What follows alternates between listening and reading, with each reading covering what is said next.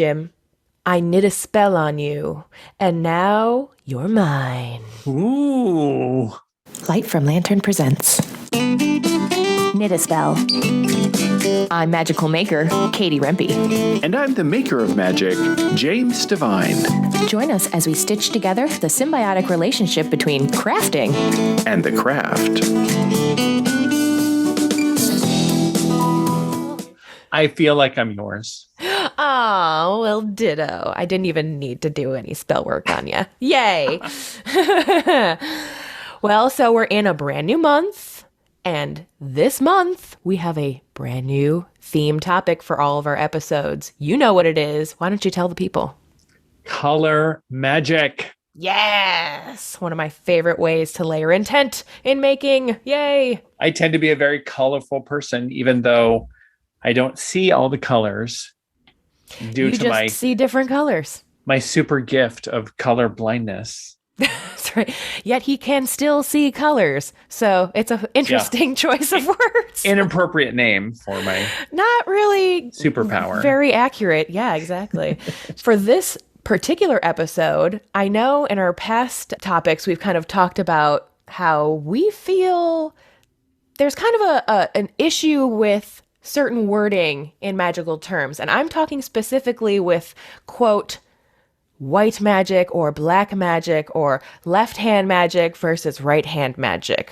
Yeah, as a palm reader, it's really interesting to think about like the left hand or right hand path or these sort of, so the word, if you're a left-handed person, that we live in a right-handed world.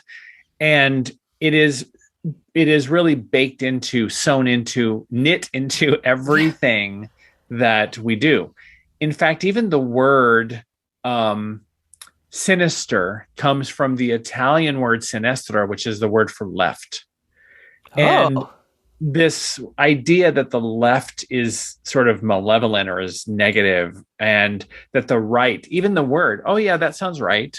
And that's associated with the right and with correct is an issue. We also have this problematic words when we talk about things being light or dark or black or white. And it gets, when we're talking about actual color, like when we're talking about like the color of the piece of paper is white or the marker is black in color, that is fine. That's a description of color, or the darkness of the night, or the lightness of the sun or the day, right? Those are descriptions of color that are appropriate. But when we're talking about concepts like dark-sightedness or dark magic or black magic or white magic, or she's light and fair in her spirit, right? You start to see these terms, and they get layered onto and associated with also racist ideas, or racism is also seen in that same context. And in our country and our culture, they tend to like blur together. We start to have some problematic languaging just because of our history of racism in this country. It's hard to like untangle those. Yes. So I think that we want to look at black and white magic because it's not actually the color black or actually the color white. We're going to refer to it as malevolent versus benevolent magic. We want to talk about in this, even though we're talking about color magic, let's talk about what is meant by malevolent and benevolent magic, or sometimes people say white magic or black magic is the common term. It's an interesting thing because when we're teaching our class in witchcraft, it always comes up. Oh, are you good? Are you a good witch? Think of Galinda, right? Right. Who happens to wear white? Imagine that. Right. Well, I always thought it was pink, but yeah. Oh, well. Are you a good witch or a bad witch? Which, right? When she asked Dorothy, right, who just smashed the Wicked Witch of the East, with her house on accident. Are you a good witch or a bad witch? Which, right? And, there's this idea of witches, modern witches today, like, are you practicing white magic? Are you a good witch? Or are you doing evil witches? And so there's still this perception of this, like, oh, are you going to harm people? Are you going to do bad things?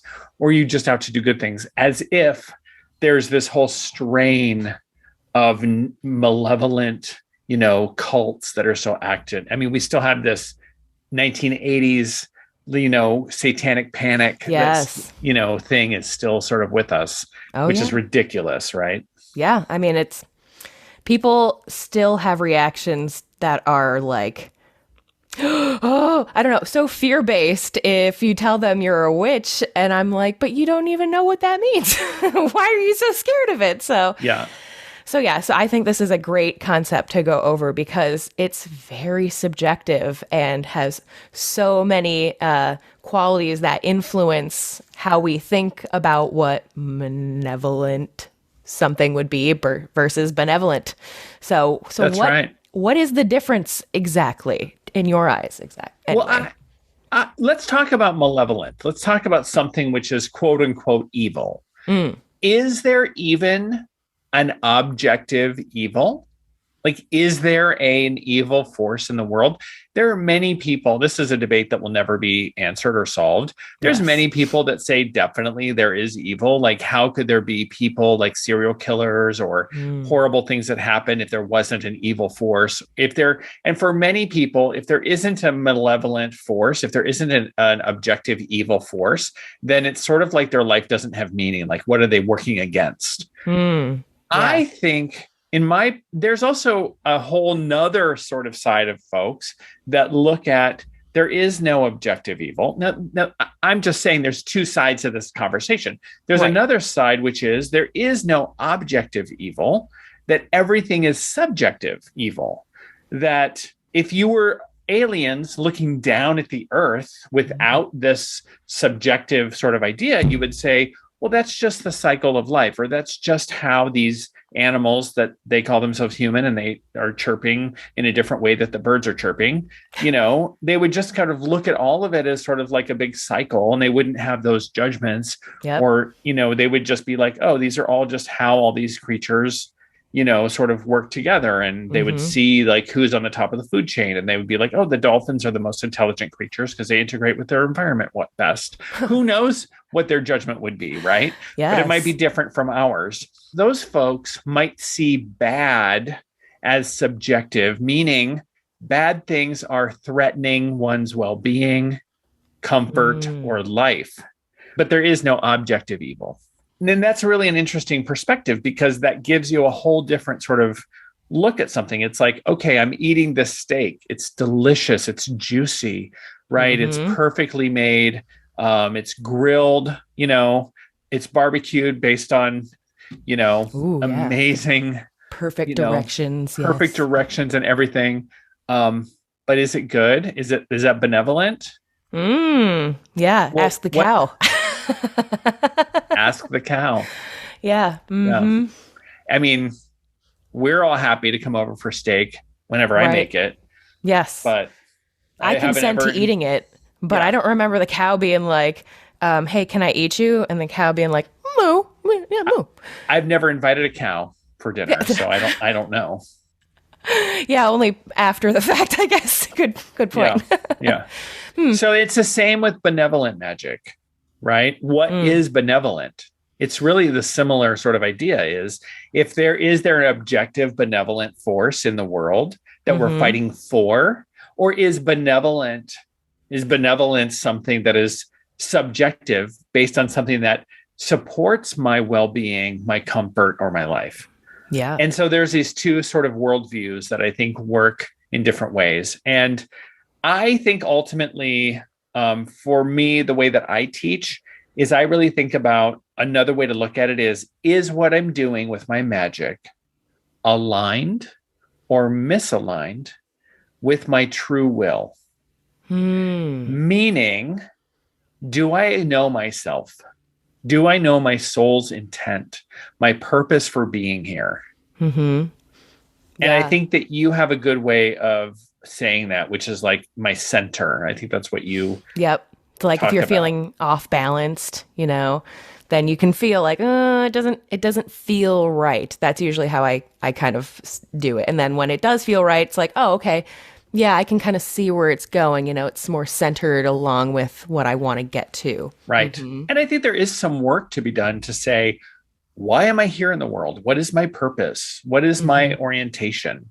Right. My orientation is around love, is around how do I live a life of loving myself and loving others and being and living that in the world. But that's my orientation, why I know why I'm here.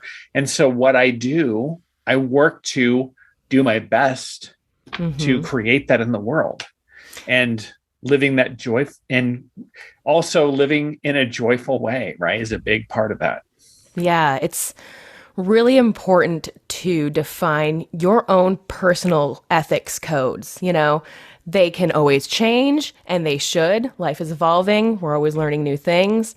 But having that as, again, your centering point to see like, okay, well, does this follow? I mean, it's like running anything. It's like running a business. Does this center with the brand? But guess what? Your life is your brand.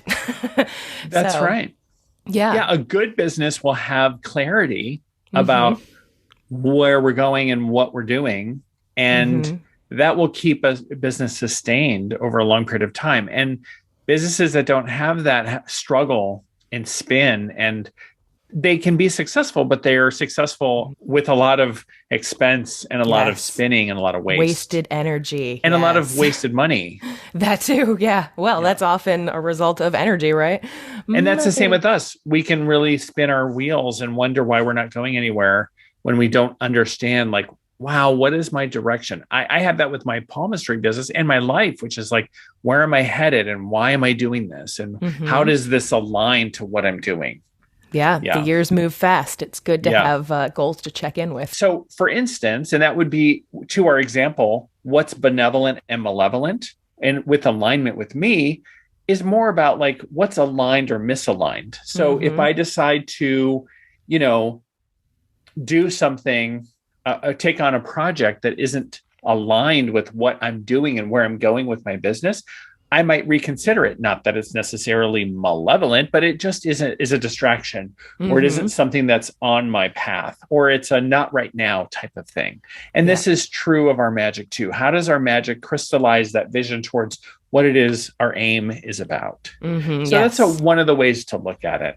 So now that we know what the two are, what makes them similar versus what makes these two magical qualities different?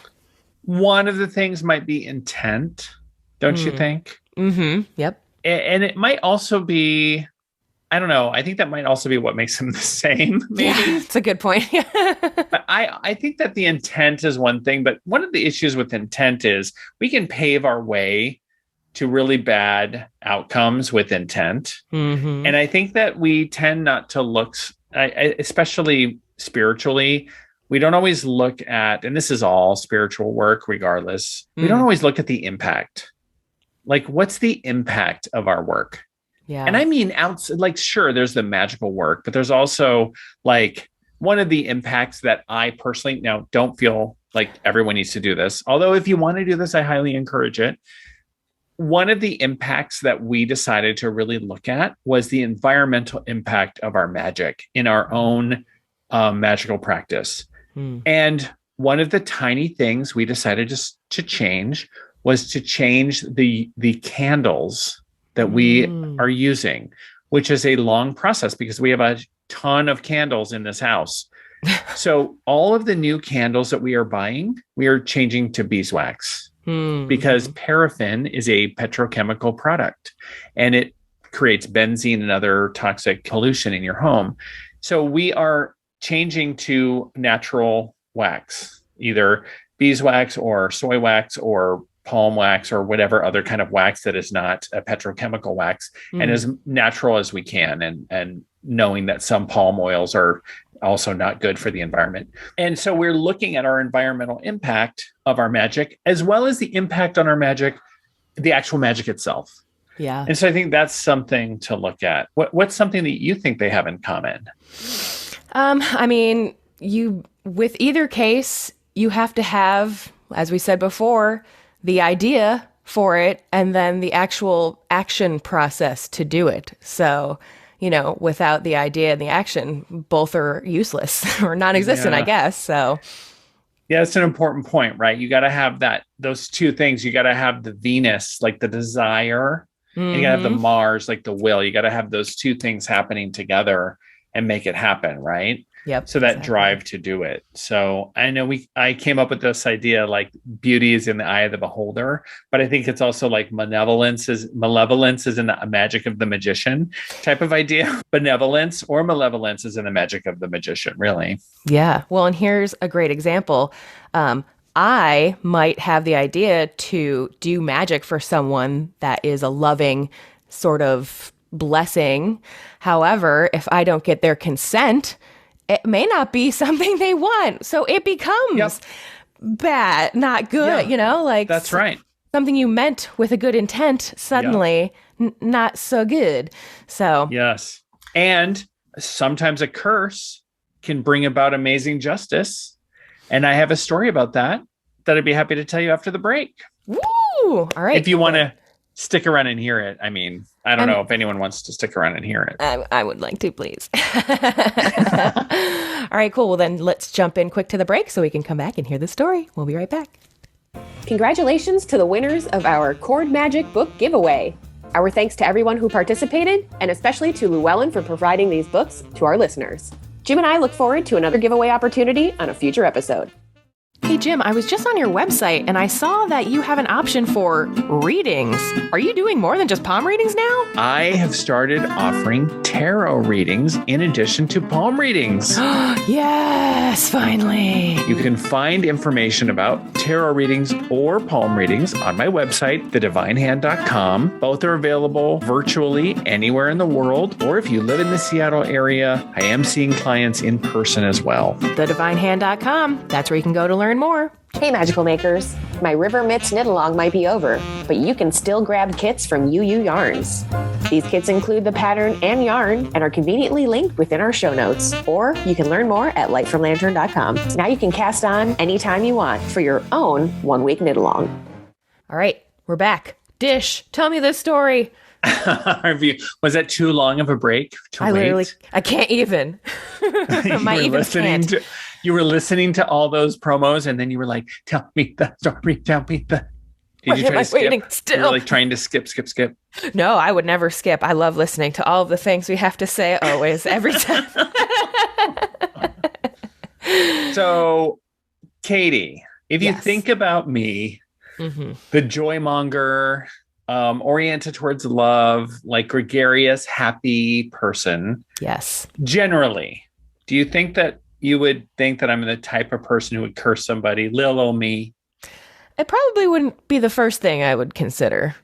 Okay, yeah. I mean, you know me a little better, so you know that I'm a complex person, and you would be like, well, actually, but... Probably had it coming. Once upon a time, I cursed someone in particular, and it caused a stir because certainly was uncharacteristic of the persona that a lot of people have or had of me, for sure. And so how in the world would someone like me, be moved to set a curse on a particular person? It seems Who like hurt you? Totally. Yeah. Right. So here's the background. There was a person who was involved in human trafficking, drug dealing, and had burglarized our home and had targeted a particular person in our family. This person, we utilized the justice system to work on finding this person to bring them to justice with a restraining order and a court, using the police and everything. And this person was successfully evading justice by not living at an address and other means of evading the justice system, and then showing up at or near our property and continuing to harass us. That's pretty severe. Yes. Okay. Yeah. So I decided to conduct a magical intervention. So curses, I'm going to give you a little this is about malevolent and benevolent magic. Yes. So here's a little lesson on if you're going to do a curse. Ooh. Here's some lessons from your friend Jim. Do. My high priestess always said, cast your spells like a lawyer, which means they should always have a loophole. One of the best loopholes. Yeah. One of the best loopholes for a spell, this is any spell, is to say something like this or better for the greatest good of all. Yep. Just think about what that means is I might not have all of the information. I certainly don't. I have my own lust for results. I have my own limited perspective. I want the bright red Ferrari. That's what my spell, but I might not be thinking about my budget. I might not be thinking about like all the other big picture things, right? I might not be thinking about why that Ferrari is being sold to me for only $5,000. And I might not be looking at how the VIN number has been scraped off and like other telltale warning sign. I might just be like missing a bigger picture. So when we use that can help us be aided by the bigger picture that the universe has. So that's one example. So when I did this curse was specifically a curse on a particular person. And it had a loophole, which was if the justice system intervenes and gets this person, the spell is released. I don't need to intervene if the justice system intervenes. The curse was specifically for justice to find this person one way or another, either through the system or not, that justice meets this person. And when justice finds that person, the spell is released. The curse is released. But it was a real curse and it was scary. Like I used their name written in their native language, in their native lettering. I used an effigy, which was in black material. It was like black twigs, very fine black twigs. I made an effigy wrapped with red yarn around the neck, a piece of paper, parchment paper with the name written in red, and then sigils all over the paper. And then around the edges of the paper was the intent. There were all kinds of malevolent and protective elements around it. So it was both protecting us and our property, and it was bringing this person to justice, and particularly that person. Right. So I used oils that would bring this person to justice.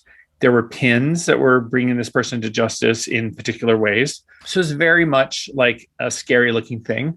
Part of the work was to make the work public. So I would publish the work on social media so that that person would see it, which was very important for the person to be, because that was part of it. If that person were to get eyes on it, then it would really have its effect. I will say that I knew this person was the guilty party, even though the Justice Department didn't, because I had an eyewitness. Interesting. So every time the person would look at it, that was sort of like recharging. They only needed to see it once. Oh, okay. And then it would work on them. Oh, the result of the curse is justice did find the person, and the person was deported back to their country of origin. Yeah, it worked really well. Wow. How quickly did that work out? Do you remember? Well, they never bothered us again. Well, that's good. Okay. So the protective aspect worked really, really well. And eventually they were definitely deported. Okay. One more quick question. Break it down. How did you destroy or release or whatever? What did you do to the thing that you made? So it flapped in the wind, and then we buried it on the property. Okay. Because it was meant to be a protective amulet, so it could decompose in the ground. Makes sense. Oh, very good. And that's why we use natural materials. Yeah.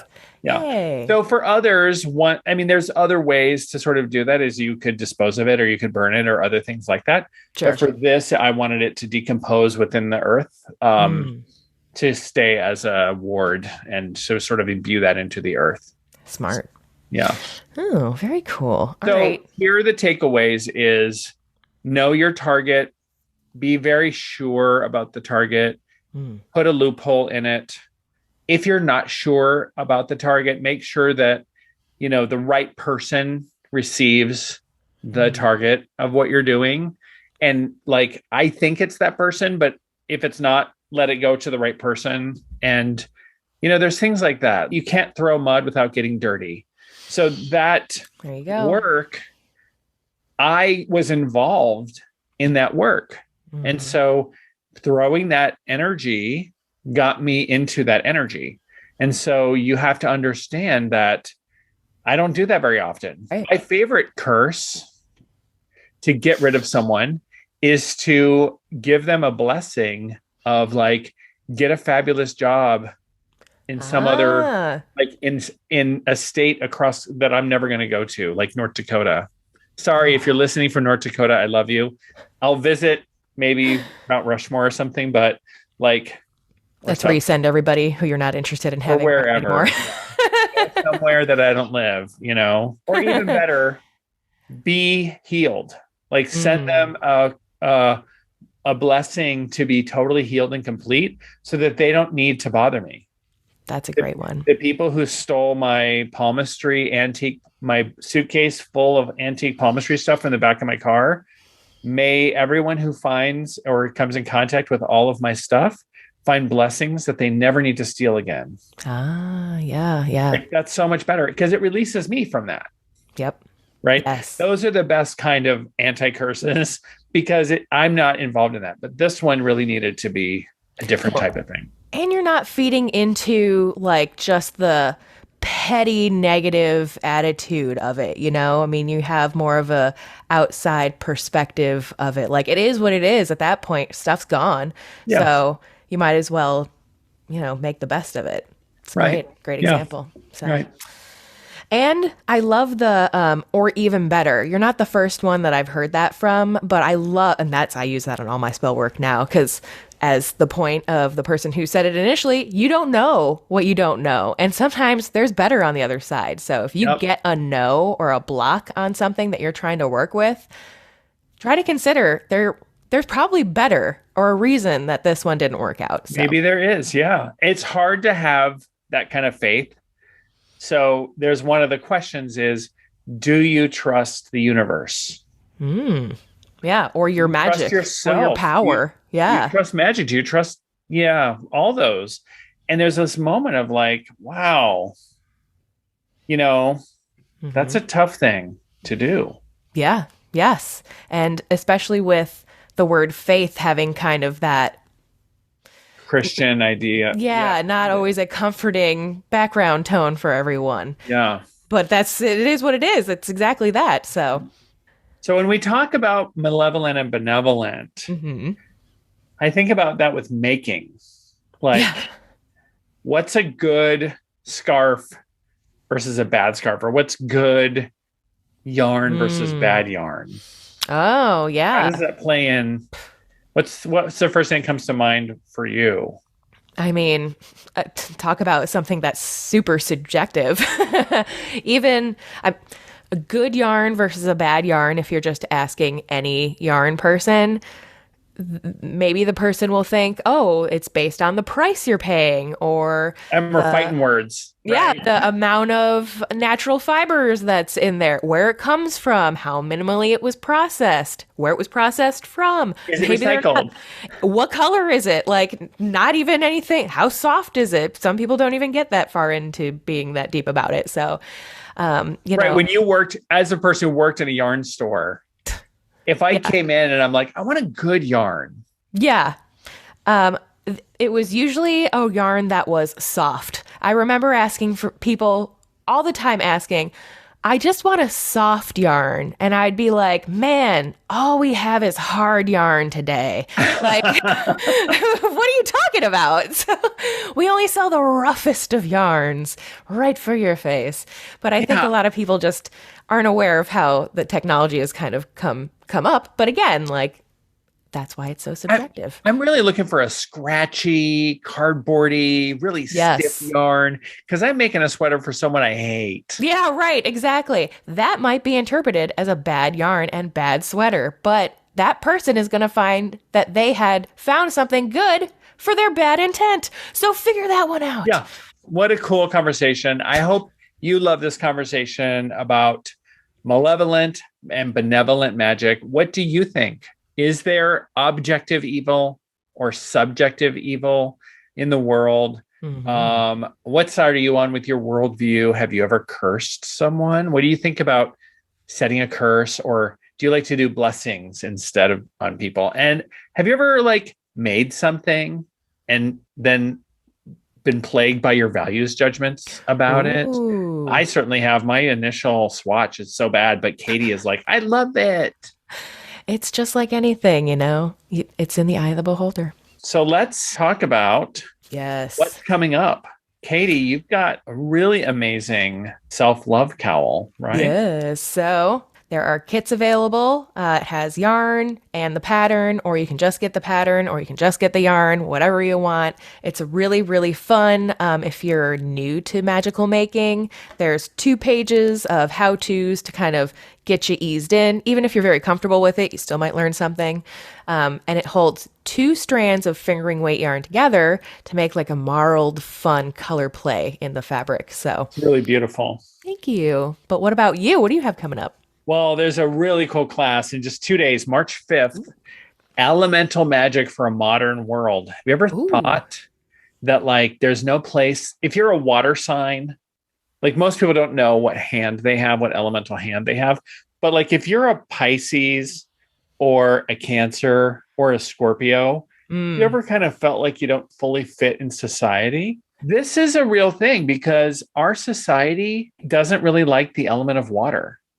Oh, that's for sure. Emotions, get out of here. Yeah. So in this class, I talk about the 4 elements from a sociological perspective and how we can rebalance our magical work in our society. I know it will be a fabulous class. Check it out. The link will be in the show notes. It's also on my Instagram and on my website. Check out the classes that I'm teaching under the Learn tab. Elemental Magic for a Modern World is on March 5th. You have still a day to register. And then coming up on March 12th, I'm teaching a class on Home Blessing 101, how to clear your space and consecrate your space, your home, your office, anywhere that you want to be. It's a really cool class. Well, let's do our Oracle draw, shall we? Yes. Okay. So this week, I'm really excited because I backed a Kickstarter for the second edition of the Northern Animal Tarot deck. Wow. Yes. So those are cool. You like the like drawn tarot decks, don't you? I do. Yeah. So these are the back. Oh, look at the foxies. Yes. I appreciate that it kind of has a design that you can't really exactly tell what's up and what's down. And the designs are so, beautiful. They're all animals, so no people, which is my preference. There's tons, at least in this edition, there were tons of extra cards. So I think there's really like 98 cards in total. Let's see what comes out. These are beautiful. Yes. The Northern Animal Tarot by Wilder Hearts Studio. Is that what I understand? That's it. You got it. Oh my gosh. I haven't seen this. It's the first time I'm seeing it. So I'm excited about it. Oop. Oh my. Of course. We got the Sasquatch. Is that Sasquatch? It's Sasquatch. No wonder we can't see Sasquatch. They're so... Whoa, that's a little dark, but I love it. So this, like I said, is one of the bonus cards that comes with the deck. And before I read what the suggested meaning is, why don't you tell me, how does this card make you feel in terms of our forecast for the week ahead? If this card came up in a reading, I would say you need to know that not everything that exists is seen. This is true of the things within you and the things outside of you. So sometimes there just needs to be some faith. Yeah, I agree. Not everything you believe is real. Kind of the opposite notion of that. Don't believe everything you think, but also not everything you believe is real. They're both true. Absolutely. All right, so according to the little book, it also comes with a little book. I love that. Little book. The Sasquatch is be wild, yes, but is there too much wildness? Don't let your wild behavior carry you away. So kind of exactly that. So I think we were on a good one there. So good. Oh my gosh. I hope all of our listeners will drop us a line with your feelings on the episode, and especially if you have your own interpretation of our Sasquatch Yeti card today. Or anything we talked about today. You can just email knittaspellpodcast@gmail.com. All right, until next week, have a good one, Jim. Bye, everybody. Thanks for listening, everybody. And don't forget, new episodes of Knit a Spell are conjured every Wednesday. Learn more at knittaspell.com and follow our Instagram page at Knit a Spell. If you have a quick second to support the show, feel free to drop us a review on iTunes or share this with a friend. Jim and I appreciate your support and look forward to seeing you next week.